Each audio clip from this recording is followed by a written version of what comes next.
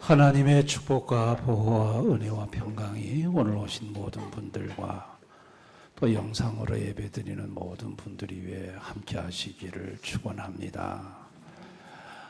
전투를 하고 난 이후에 지휘관이 장교들을 불러 모았습니다. 가장 탁월한 군사가 전투 중에 어떤 군사도냐 물었더니 장교들이 하는 말이 앞장서서 나가서 용감히 싸우다가 전사한 군인입니다. 그랬더니 지휘관이 아니라고 했습니다. 총에 칼을 꽂고 적을 찌르려고 하다가 태각나팔 소리가 들리면 그대로 멈추고 태각하는 군인이 탁월한 군인이다. 상관의 명령에 복종하는 군인이 가장 훌륭한 군인이다. 이렇게 말을 했습니다. 우리에게 생각하게 해주는 바가 참으로 커요. 집안에서 가장 훌륭한 자식은 어떤 자녀일까? 학교에서 선생님에게 가장 훌륭한 제자는 어떤 제자일까? 직장에서 상사에게 참 마음에 쏙 드는 부하 직원은 어떤 직원일까? 하여튼 말하면 그냥 그대로 순종하는 사람이 아닐까라는 생각을 해보게 하는 것입니다.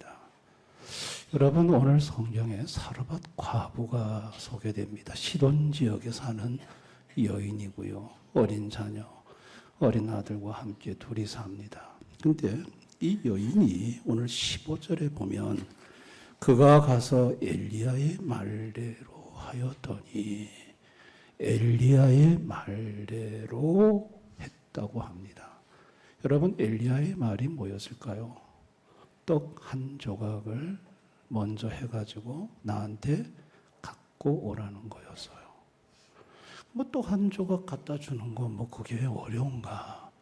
그런데 전후 사정을 보면 이거는 말대로 할 수 없는 일이었습니다.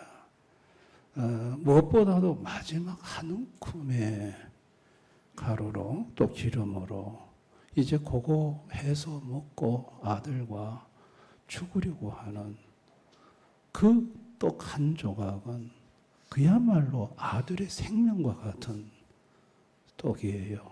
그리고 또 지금 수년째 가뭄으로 이어져 가지고 홀로 사는 이 여인을 도와줬던 집안 식구들이나 또 주변 이웃들도 지금 어렵기가 매한가지예요. 가뭄 중에 양식을 구할 수가 없어요. 도와주고 싶어도 주변에서 도와줄 형편이 안 돼요. 그러니까 이게 마지막 떡 한 조각은 이거 먹고 나면 더 이상 음식을 구할 데가 없어요. 그리고 또 낯선 사람이잖아요. 갑자기 뭐 뜬금없이 낯선 남자가 나타나서 물 달라, 떡 달라. 이러니까 이게 홀로 사는 여인으로서는 그게 응하기가 쉬운 것이 아니지요. 또 무엇보다도 도무지 이해할 수 없는 말을 하는 거예요. 떡 한 조각 주면 가루통에 가루가 마르지 않고 기름병에 기름이 떨어지지 않는다. 이거 사기꾼의 말이지 이게 정상적인 생각을 해보면 전혀 이거 신뢰할 수 있는 말이 아닙니다. 여러분, 이 여인은요, 그 엘리야의 말대로 할 수가 없는 거예요. 무엇보다도 인간에게는, 하나님을 떠난 인간에게는 극단적 이기심, 맹목적 이기적 사랑이 있어요. 이것을 어거스틴은 현세욕이라고 말을 했고요. 또 성경에서는 육체의 욕망, 육체의 욕심이라고 말을 했습니다. 이것을 신학적인 용어로는 원죄예요.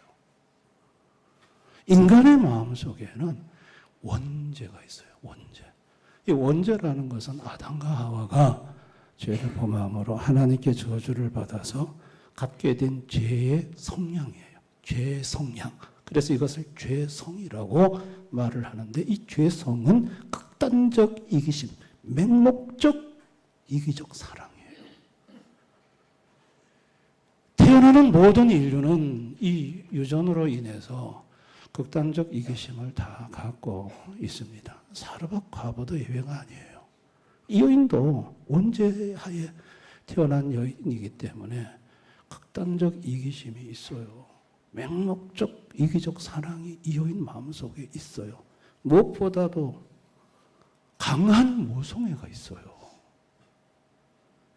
여러분, 그런데 이 여인은요, 놀라운 일을 하는 걸 볼 수 있습니다. 15절에 보니까 그가 가서 엘리야의 말대로 하였더니 엘리야의 말대로 했어요. 할 수 없는데 했어요. 물이 아래로 내리는 것은 흘러내리는 건 자연스러운 일입니다. 그러나 아래로 흐르는 물이 거꾸로 올라가는 것은 이건 자연스러운 일이 아닙니다. 여러분, 인간이요, 죄성을 따라 극한 이기심을 따라 살아가는 것은 자연스러운 거예요.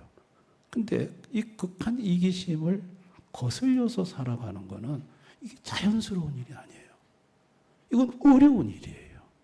불가능한 일이, 좀 하다가 그냥 포기하고 마는 일인 것입니다. 그런데 이 여인은 어떻게 이런 일을, 할 수 없는 일을 할 수 있었을까? 떡을 한 조각을 준다는 것은 아들의 생명을 주는 것이고, 떡을 한 조각 준다는 것은 극한 이기심을 극복해야 줄 수 있는 것인데, 또 강한 모성애를 떨쳐버려야 줄 수 있는 것인데 어떻게 이 여인은 이게 가능했을까? 그것이 가능하게 한 분이 하나님이심을 8절 9절에 말을 하고 있습니다. 우리 한번 8절 9절 한번 다 같이 읽어봅니다. 여호와의 말씀이 엘리야에게 임하 이르시되 너는 일어나 시돈에 속한 사르밧으로 가서 거기 머물라. 내가 그곳 과부에게 명령하여 내게 음식을 주게 하였느냐. 하나님이 명령하셨대요. 하나님이 과부에게 명령을 하셨다는 거예요. 하나님의 명하심이 있었어요. 여러분, 하나님이 명하시면 명하신 대로 됩니다. 하나님이 명하시면 홍해도 갈라지고요. 하나님이 명하시면 반석에서 물도 터지고요. 하나님이 명하시면 사람의 마음이 바뀝니다. 극한 이기심에서 자유가 와지는 것도 하나님이 명하시면 됩니다. 또한 하나님은요, 가루통에 가루가 마르지 않게 하실 수 있고요. 기름병에 기름이 마르지 않도록 하실 수 있는 능력이 하나님에게 있습니다. 그분은 창조자 하나님이십니다. 여러분, 그 하나님이 육신을 입고 이 땅에 오셨죠. 여러분, 그 하나님이 오셔서 우리에게 보여주셨던 기적 중에 오병이의 기적과 칠병이의 기적이 있어요. 여러분, 예수님이 먹을 것이 없어 굶주린 사람들에게 남자만 5,000명을 보리떡 5개와 물고기 2마리로 먹이셨습니다.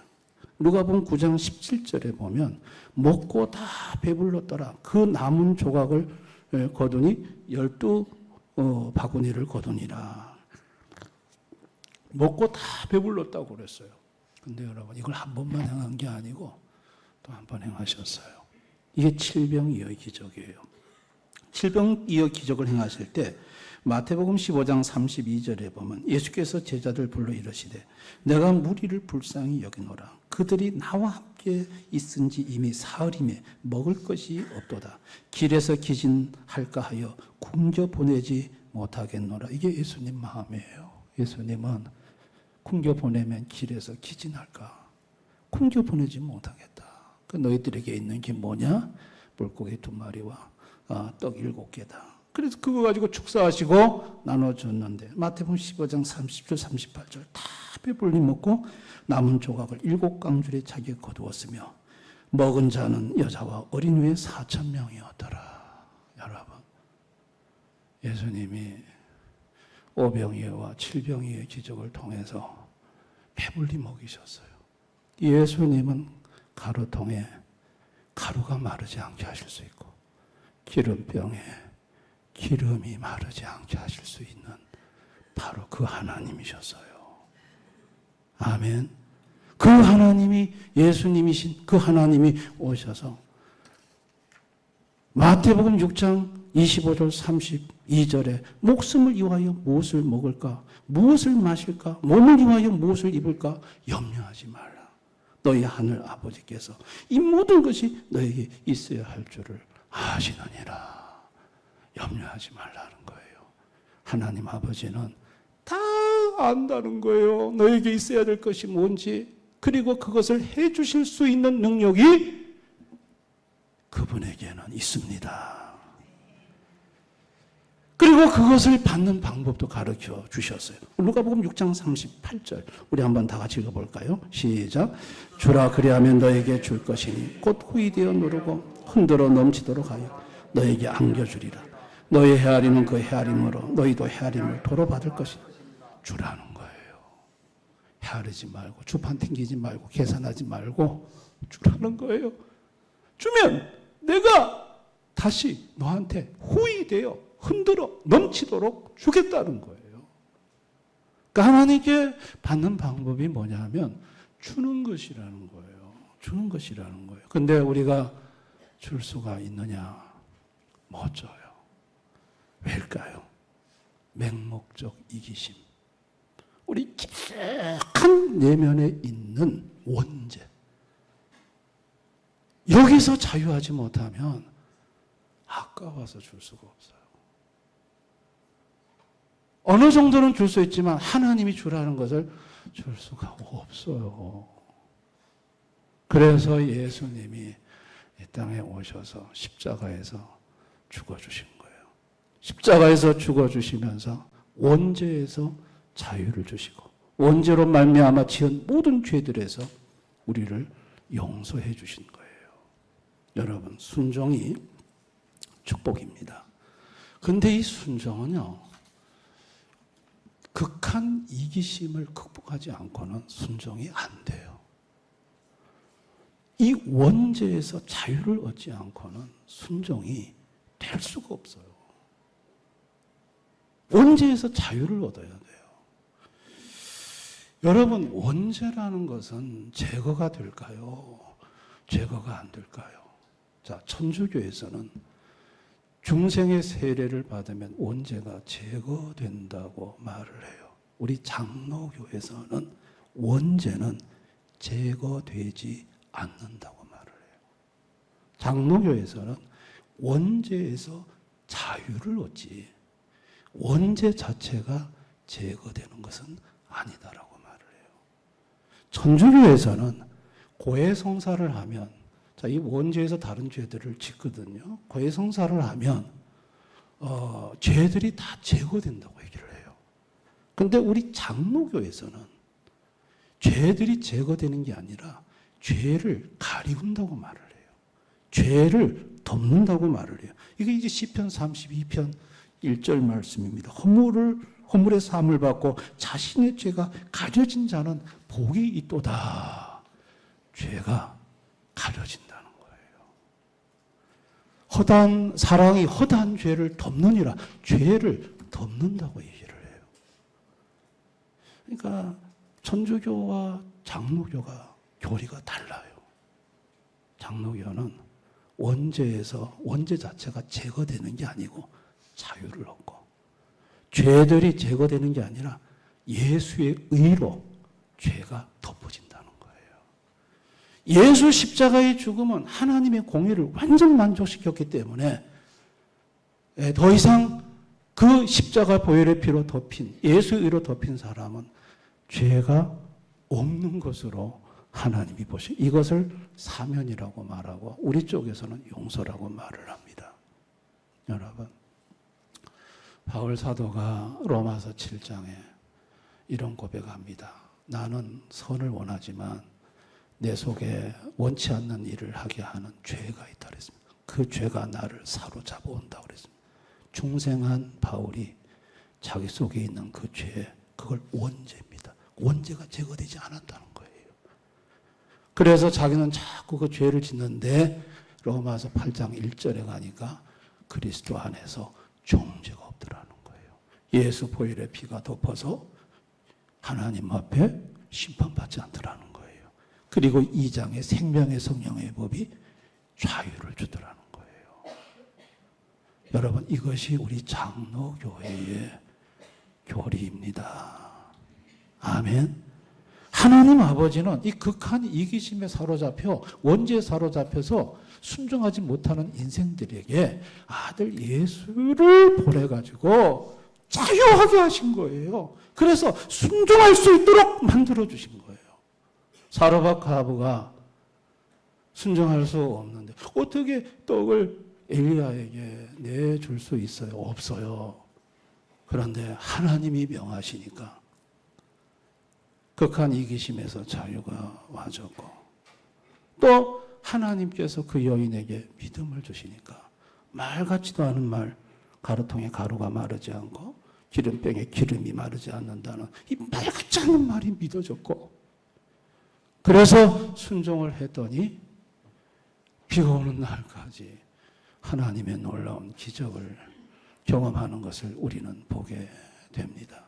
여러분, 사르밧 과부의 입장에서 보면은 이것은 자기도 이해할 수 없는 마음이었고 이해할 수 없는 순종이었고 참 놀라운 일생에 한 번도 보지 못한 기적의 체험이었는데, 하나님 측면에서 그걸 내려다보면 하나님은 시돈의 마지막 한 움큼의 가루로 음식을 해먹고 이제 죽어야 되겠다고 하는 그 불쌍한 여인과 아들을 보셨고, 그 아들에게 엘리야를 보내셨고, 그리고 엘리야에게 순종할 수 없는 그 일을 하나님이 극한 이기심에서 자유케 하셔서 순종하게 만드셨고, 그리고 그 여인에게 주고자 했던 가루통의 가루, 기름병의 기름이 마르지 않도록 해줘서 그 여인으로 하여금 살아갈 수 있도록 해주신 것입니다.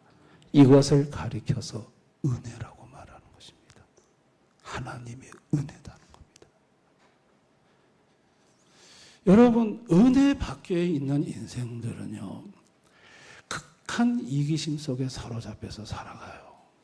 그래서 여러분, 이번 추석 명절에 가족들끼리 모이지만은 원죄에서 자유하지 못한 인생들, 맹목적 자기 사랑에 사로잡힌 인생들은 가족이라도 자유하지를 못해요. 그래서 가족끼리 상처를 많이 주고받아요. 아니, 어떻게 저렇게 자기만 알아. 이런 가족끼리라도 그런 마음이 든다니까요. 여러분, 이 맹목적 이기심에서 자유할 수 있는 거는 이건 사람의 힘으로 되는 게 아니에요. 예수님이 그렇게 해주셔야 되는 것입니다. 아멘. 예수님만이 여기에서 자유롭게 하실 수 있는 거예요. 여러분, 성도는 어떤 사람일까요? 성도는 이 원죄로부터 자유함이 온 사람들이에요. 성도 속에 왜 죄를 짓고자 하는 성량, 육적 욕망, 현세욕, 성도들 속에 꿈틀거리고 있어요. 근데 여기에 사로잡혀 사는 나를 하나님이 자유하게 하시는 거예요. 거기에서 벗어나게 해주시는 거예요. 아멘. 그리고 내가 할 수 없는 일을 할 때 주님이 채우신다는 것이 믿어지는 거예요. 하나님이 채워주신다. 하나님이 넘치도록 채워주신다. 이게 믿어지는 것이 성도예요. 이것이 뭐냐? 은혜라는 거예요. 이것이 성도에게 주시는 하나님의 놀라운 은혜입니다. 여러분, 나는 어떤가 한번 생각해 봐야 돼요. 나는 정말 극한 이기심에서 자유하고 사는가? 한번 여러분, 성도도 이게 제거되지 않는 죄성이기 때문에 성도들이 조금만 방심하면 넘어가요. 그래서 성도들은 또 죄를 짓는 거예요. 나는 극한 이기심에서 자유하고 있는가? 한번 자신을 돌아볼 필요가 있습니다. 여러분, 이게 어렵습니다. 쉬운 것이 아닙니다. 근데 그럴 때마다 우리를 도와주시는 분이 성령 하나님이십니다. 믿으시기를 바랍니다. 섬에서 저는 운물을 하나 봐야 했습니다. 운물을 하나 팔려고 하니까 150만 원이 그때 돈으로 들어갔어요. 그때 사립대학교 등록금이 50만 원이었거든요. 150만 원이면 큰 돈이죠. 굉장히 큰 돈이었습니다. 그때 당시에 1,800만 원이면 18평짜리 집을 지었어요. 근데 150만 원 돈이 운물을 파는데 필요했는데 그 돈이 있나요? 섬 가난한 교육자에게.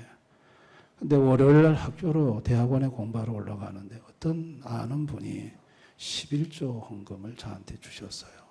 섬 교회에다 드리고 싶습니다. 그래서 그걸 받아서 제 포켓에다가 넣었어요. 그런데 같이 올라가는 버스에 저기 경남 진주에서 교회를 개척한 저 같은 학년인 지금 정재식 목사, 정재식 전도사가 옆에 앉았어요. 근데 여러분, 올라가는데 성령님이 네 복에 뜨여 있는 그 11조를 옆에 정 전도사한테 주라는 거예요. 아이고, 주님, 안 됩니다. 안 됩니다. 그도 개척교회지만 나도 개척교회입니다. 그도 어렵지만 나도 힘듭니다. 그래서 하나님, 이거는 절대 안 됩니다. 계속 주라는 거예요. 아예 막 볶여요. 그래서 제가 주님한테 반만 주겠습니다. 반 타작씩 하겠습니다. 다 주라는 거예요. 아이고, 주님, 그렇게는 못합니다. 여러분, 내릴 때까지요, 저는요, 순종하지 않았어요. 그게 그만큼 힘든 거예요. 그러니까 내렸더니 학교에 이제 들어가 공부하는데 그 시간부터 공부가 안 돼. 이게 성령님이 얼마나 막 들들 뻗고 책망하는지 그걸 갖다 주라는 거예요. 주라는 거예요. 그게 15만 원이었어요. 그래가지고 제가 수업 시간에 찾아가서 나오면서 줬어요. 하나님, 이거 네 주란다. 그 주간 토요일에 대구에서 전화 한 통화 왔습니다. 150만 원을 헌금하겠습니다. 하나님이 그런 감동을 주셨습니다. 딱 10배를 주셨어요. 그거로 운물을 봤어요. 주님은요, 저한테 주고 싶으셨던 거예요. 운물 팔 돈을 주고 싶은데 먼저 내게 있는 것을 주라는 거예요. 그러면 내가 10배를 채워줘서 운물 파게 해주겠다는 거예요. 근데 이 맹목적 이기심이 그걸 못하게 하는 거예요. 아까워서 나도 필요한데 놓지를 못하게 하시는 거예요. 근데 그것을 놓게 하신 분이 성령 하나님이신 거예요. 아멘. 그래서 주님은 주고자 하신 것을 주셨던 거예요. 섬에서 땅을 살 때 한 700만 원이면 땅을 살 수 있었어요. 시세로. 근데 주인이 1,800만 원을 달래요. 어휴, 이게 뭐 말도 안 되죠. 700만, 그 당시에 아까 말씀드렸잖아요. 시세가 1,800만 원이면 집을 한 채 짓는 거예요. 뭐 섬에 땅값이 비싼 분들 얼마나 비싸겠어요. 그런데 저는 뭐 도무지 그 돈도 없고 줄 마음도 없고 너무 생각 이상의 돈이라서. 근데 화장실에 앉아가지고 참 이래 눈을 감고 있는데 갑자기 주님이 말씀해 오시는 거예요. 뭐라고 해 오시냐면, 야야, 1,800만 원 돌라는데도 다 준다고 해라. 그거 네가 주니 내가 주지. 그리고 1,800만 원이나 18,000원이나 내게는 다 그게 그거야. 제가요, 갑자기 머리에 뭐가 띵 하고 얻어맞은 것 같았어요. 아, 그렇네.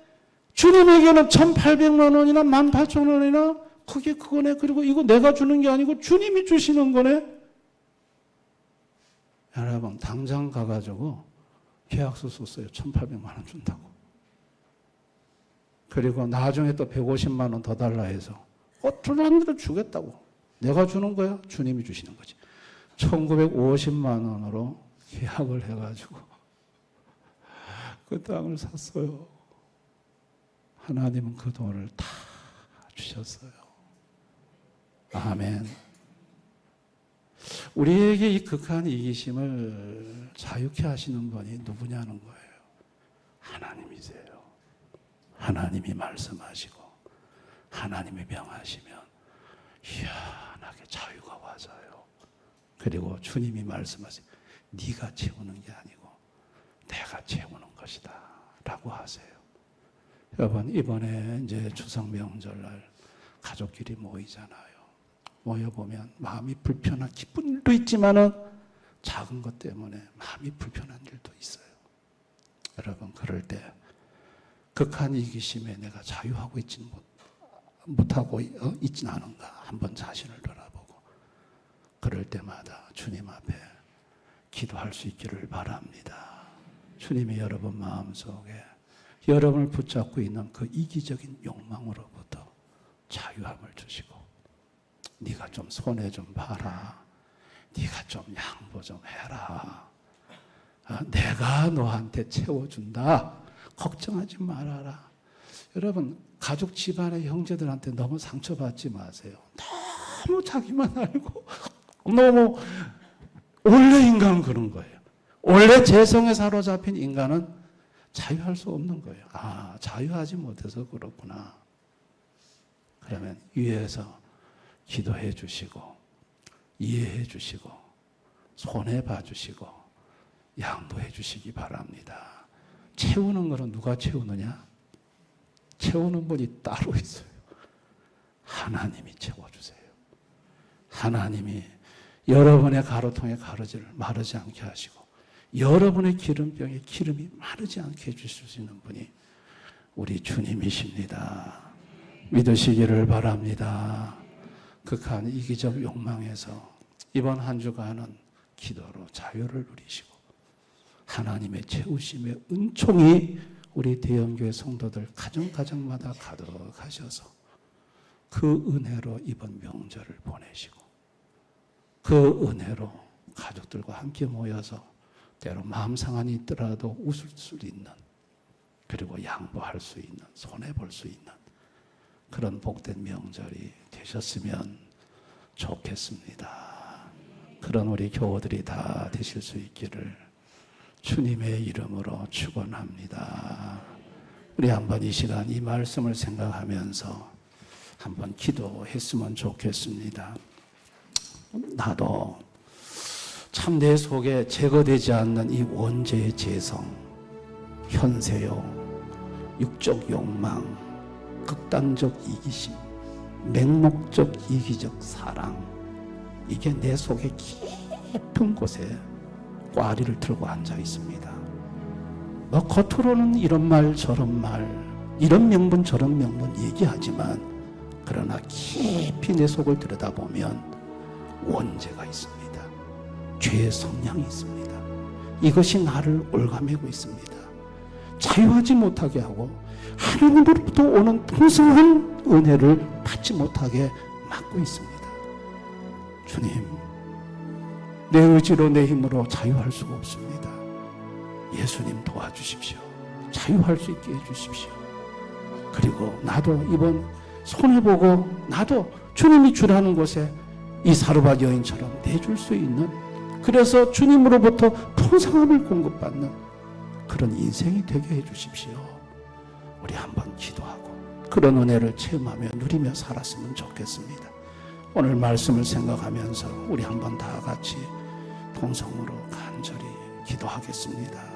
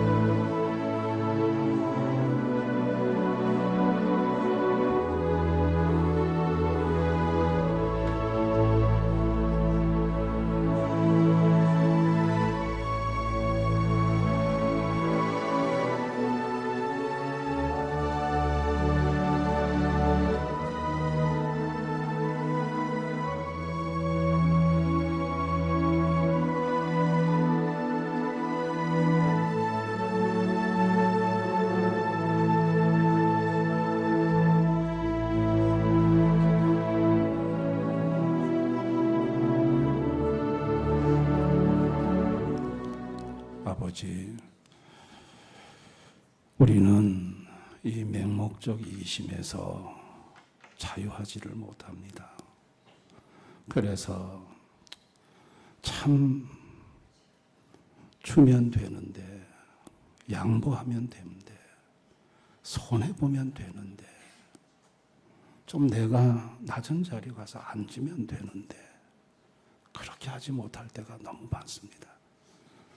아버지, 이 원죄, 이 죄의 성향, 이 맹목적 이기적 사랑에서 자유할 수 있게 해주시기를 원합니다. 그래서 순종할 수 없는 일에 순종하고, 양보할 수 없는 일에 양보하고, 줄 수 없는 것에 내주어 정말 하나님으로부터 임하는 흔들어 넘치도록 부어주시는 주의 놀라운 은혜를 맛보고 경험하며 사는 우리 대연의 가족들이 되게 하여 주옵소서. 추석 명절입니다. 사르밧 과부와 어린 아들이 마지막 음식 먹고 죽으려고 하는 모습을 안타까이 지켜보신 하나님, 그리고 엘리야를 보내서 살 길을 열어주신 하나님, 우리 대연의 성도들 중에 어려운 성도들이 있습니다. 주님이 다 보고 계신 줄을 압니다. 무엇을 먹을까, 입을까, 마실까 염려하지 말라고 했습니다. 하나님께서는 너에게 있어야 할 것을 다 아신다고 하셨습니다. 채워주시옵소서. 살 길을 열어주시옵소서. 주님만을 의지하고 절망중에 소망을 갖게 해 주옵소서. 예수님 이름으로 기도드리옵나이다. 아멘.